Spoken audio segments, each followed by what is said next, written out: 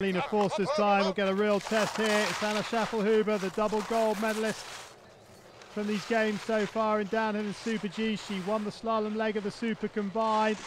She really is a very good technical skier, but she is the last of the seas to go, and the piste conditions are getting ever more harder with every skier that goes.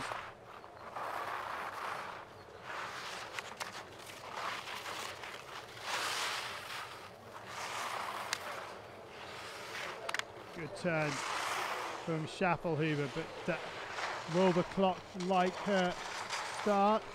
Well, 4:38.28 her teammate's time, and Schaffelhuber is going to be inside by over a second.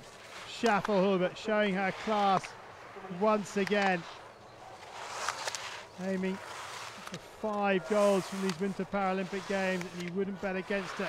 The way she's been skiing, look how she takes the gates on her helmet, on the chin guard, batting them out of the way.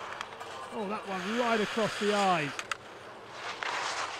Great angle to see how the best sitting slalom skiers go about their business.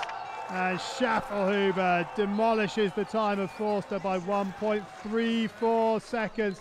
It's a Germany 1-2 at the moment.